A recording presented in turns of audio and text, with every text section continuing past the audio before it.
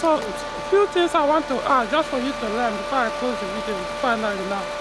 Number one, if you are driving cars like this, have a starter before you travel, a spare one.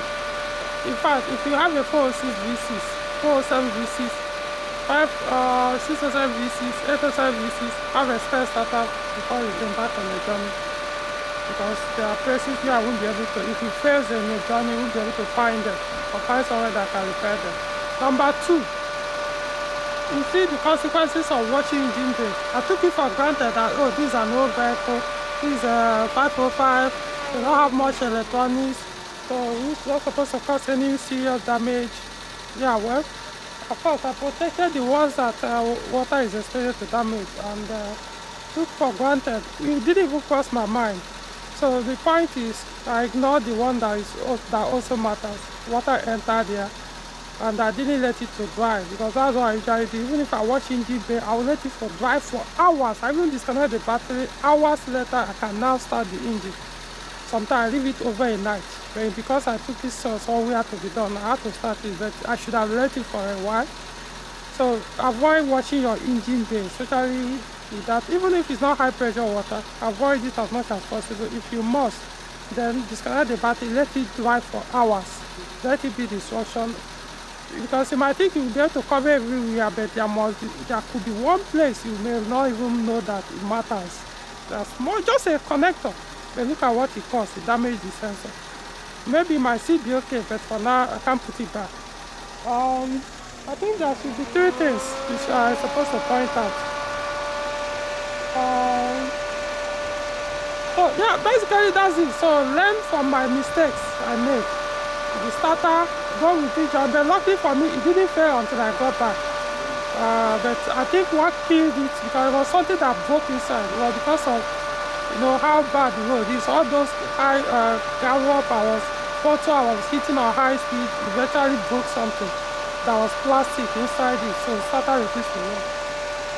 So have a spare starter when you are traveling. The worst is if it is automatic, you won't be able to start the car, and you may not be able to find a starter anywhere around the place where it breaks down. Have a spare one.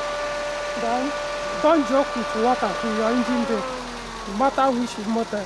504, 505, be very careful. Alright, so I think that's all I have to say on this. Yeah, the third one I wanted to talk about is bypassing your fan, connecting it to spin constantly if it's electric fan. You see what he did to the relay and the relay holder. He burnt it. He burnt both of them partially. At least the distance from where it happened was, let us say, about 10 kilometers from where I did the car wash to my place. Just from there to here, the car fan was running, spinning constantly, and look at what it did to the relay. Burnt it. This is a car I drove for about 3 months or so with the fan connected to the way it's running now. It comes up, it spins for less than a minute, goes up, wait for another, who knows, then comes up again. Drove it from here, did 1,000 kilometers long trip, came back, nothing. Only for it to run for about 10 minutes drive. About 10 minutes drive, or also about 10 kilometers. Just few kilometers and a few minutes, it burnt the relay. So that's why avoid connecting your fan to spin constantly on. It's very bad for your wiring system. If you could do this on an old vehicle, imagine what it will do to your modern, electrically complex design equipped vehicle. So you know what it means. So I'm happy you can see how it works. That's how I did the setting. Don't need to really keep it around constantly. Oh God. I kind of like the sound. 505 with a 508 sound. Electrical sound, not the fan sound though. Somebody actually had this sound and was begging me, if that's a 504, please, that he want me to do exactly this type of conversion on his side. That he like this sound. When it comes up and goes up, that he enjoys it. Alright, so we'll see, but definitely I'm going to get that 3-pin temperature switch, because the fan at that time, before now, the fan hardly stays longer than it stays, just comes up a little, it goes up.